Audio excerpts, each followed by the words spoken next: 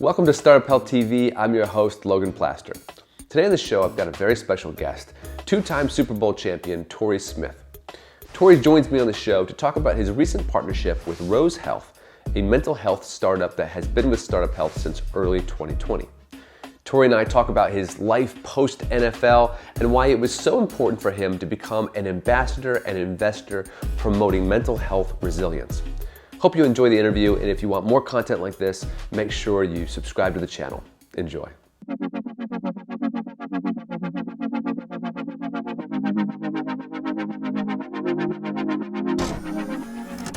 Torrey Smith, thank you so much for joining me for this show for Startup Health. Great to learn more about your partnership with Rose Health. Hope you're doing well today. Doing great. Appreciate you having me.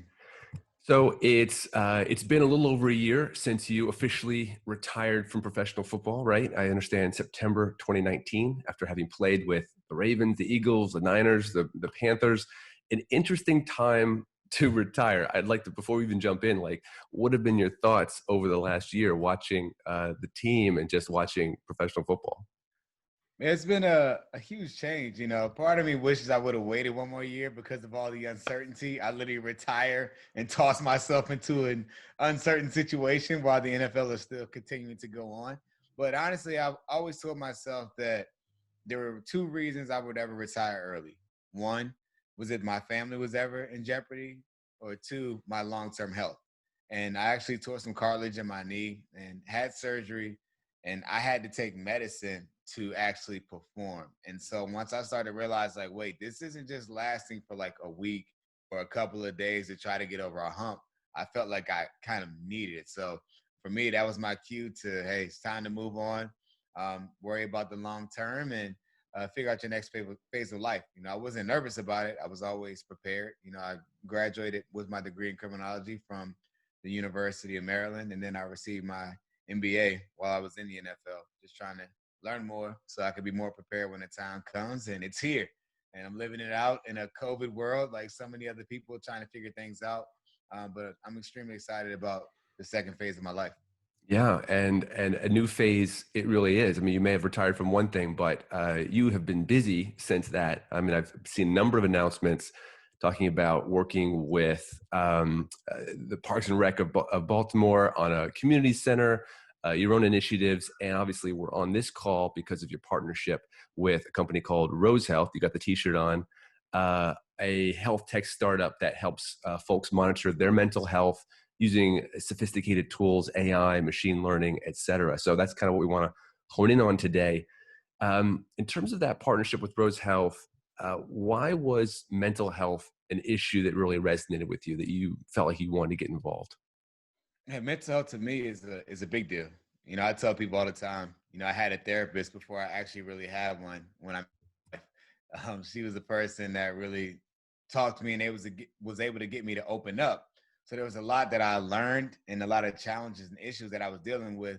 And prior to meeting her, my only way of acknowledging issues or dealing with issues was to suppress it, deal with it alone. And it led to me dealing with a lot of pain, honestly, and just keeping stuff in, not being able to sleep, not being able to eat, just stressed out, and I never really mastered the ability to be aware or really figure out how to help it.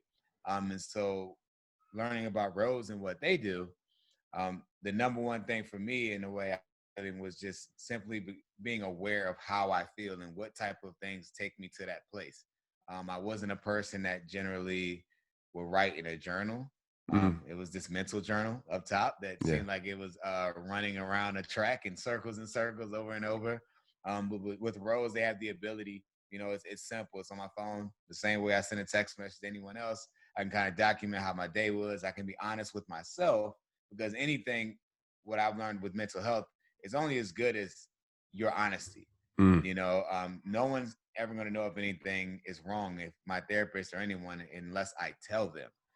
So to have the opportunity to be honest, feel like it's just me, but that there's a therapist on the other end of that line, it's great. But right now I'm in a great phase of my life. So, it's more so a reminder for me to keep going, to keep pushing, but also it's allowed me to become more aware of what situation or what environments or what things may trigger me and make me feel a certain way. So more than anything, I'm building my own like mental health resiliency, I would say, as a way for me to just be aware to make sure that I'm the best version of me. Because if I'm Yeah. not the best version of me, I'm a father of three, I'm a husband, and if I'm not the best version of myself, I for sure can't fulfill my obligations towards them.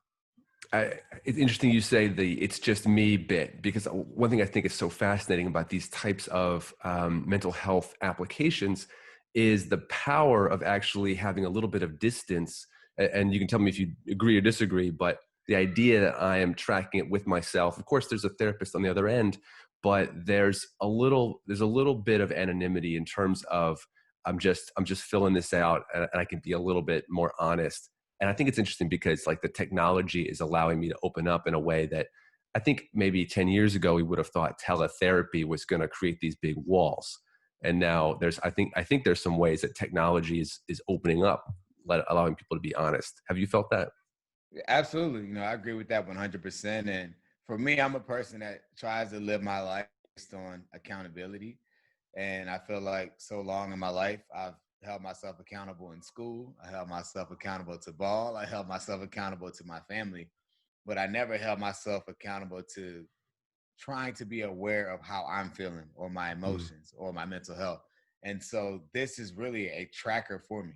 And it's crazy. I don't know how this technology works, but when I write certain things or something that's triggering, it's like the information is there for me to help myself. I've grown to love meditation. I've grown to love yoga, different things to try to get me at ease. And this app just points me in the direction of so many different tools that I've been able to use to help manage through. And whether that's something that takes forever, or that's 5 minutes, or even an article that I can read, it's been very helpful. Why do you think it's important, if you do, for pro athletes to speak out about mental health? Oh, it's huge. The number one reason why pro athletes or anyone of notoriety should speak up is because number one, everyone thinks that you live this perfect life. Everyone thinks that, hey, a lot of people have a lot of money, which is true. A lot of people have all of the material things that they want. They have the fame, the recognition. People love you or hate you, depending on where you are. But people all take that in, like, and think of it as a positive situation. But they don't know what goes into the behind the scene things. For a perfect example, I felt like I had a solid 8-year career in the NFL. And I would say I wasn't happy for probably 6 of those years. Mm. And it was things that were going on away from the game within my family. It was dealing with the loss of my brother, which I don't feel like it impacted me a lot, but I know it changed the way I was thinking about so many different things, which did have an impact on me. So I think it's important to talk about these things. That's real life. I lost my brother. That's relatable. I've technically been released from a team. That's being fired from your job in the real world. Yeah. I've been in a position where I've been able to make the game win and play. I've also been on the other side where I feel like I failed to make the play. So the emotional roller coaster of the highs and the lows that you place on yourself, and forget being upset with yourself. You have millions of people Yeah. that are upset with you, and it kind of sends you on this roller coaster. So it's real life, and I think a lot of people can relate to that. And it's important for athletes to break the stigma that your life is perfect, because it's not.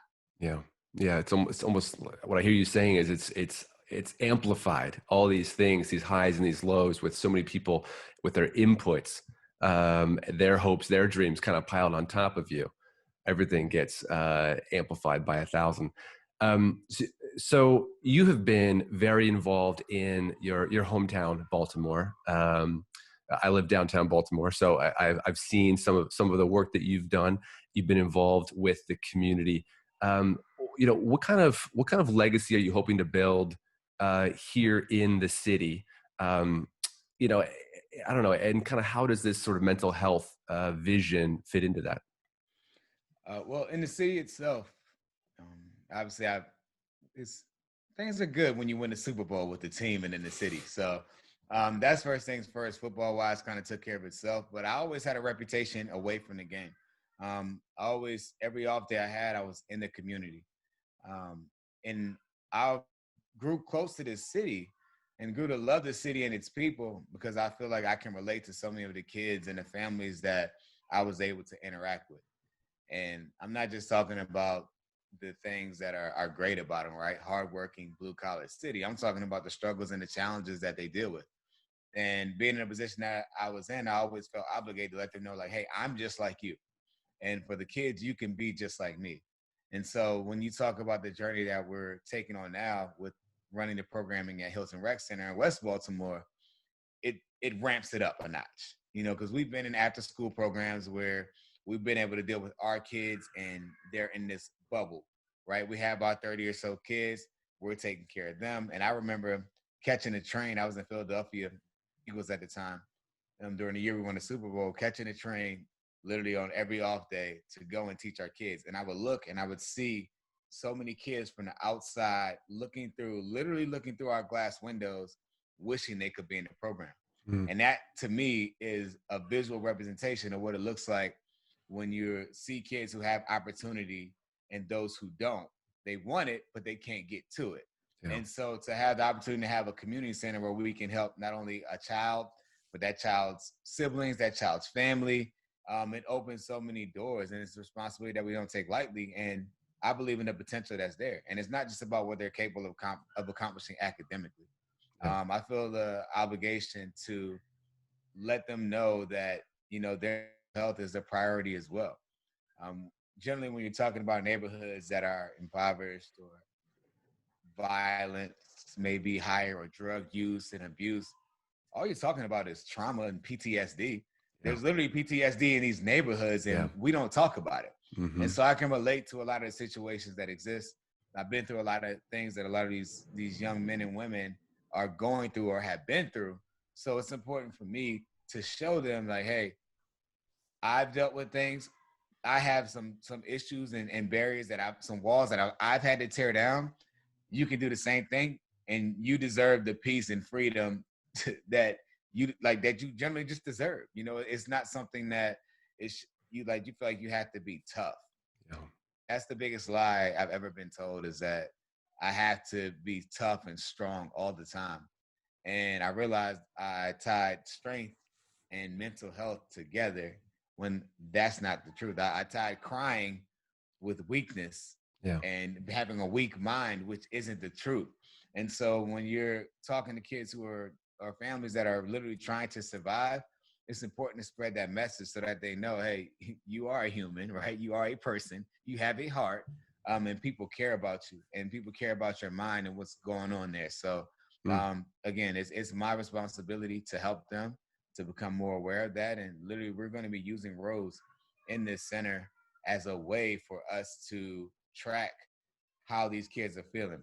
Wow. We can't legally look and view their things, but they can become more aware of how they're feeling.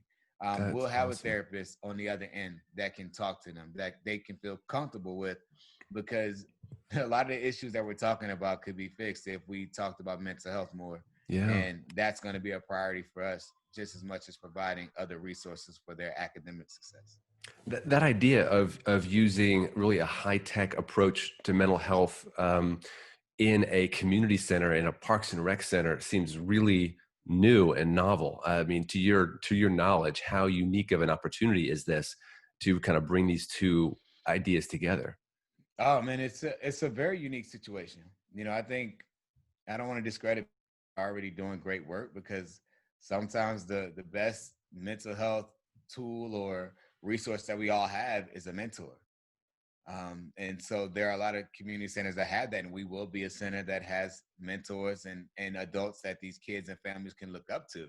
But the reality of it is, a lot of us, and I'm a part of the us, have issues talking with people. Yeah. And so when you feel that, hey, this is my secret, this is between me, myself, and my therapist, if I want it to be that way, Yeah. right? Like this is a app where you can decide that, hey, I'm only going to deal with this for myself, to manage myself, and I can be honest with myself. So the sky is the limit with Yeah. what these kids can experience.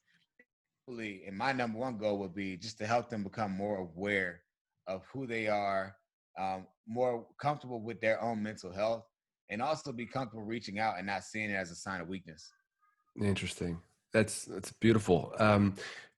What do you think about where this can go? Something about Startup Health is that we talk about health moonshots. We talk about the importance of these big, audacious goals in health that we can really all strive towards collaboratively. And you're talking about, you're one individual. Rose Health is one company, one rec center. When you think about your sort of longer term health vision, your health moonshot, like where do you think this can go, and how big can it get? I think it can. I mean, the sky's the limit. You're talking about a country and an issue or challenge that doesn't discriminate. Hmm. Your mental health and the challenges that you may have or the struggles that you may have with it doesn't care if you're rich or poor, doesn't care if you're black or white, doesn't care if you live in the north or the south, the east or the west. Those problems are still there. Those challenges are still there. And it's important to note that this is a resource for that. I'm a firm believer in using multiple approaches to deal with your health.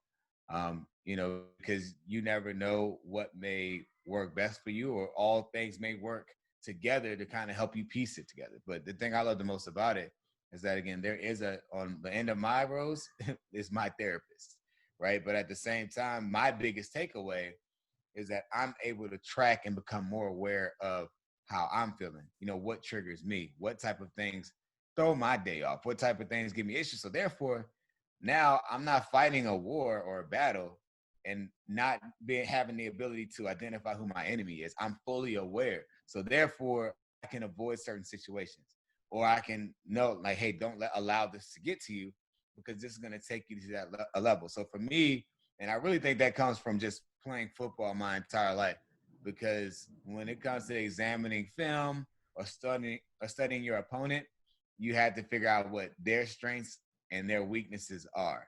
And then you figure out how to attack them. Well, with my mental health, I had to figure out what my own personal strengths and weaknesses are, so that I'll know how to attack it and how to handle it, which is what the Rose app has been able to help me do.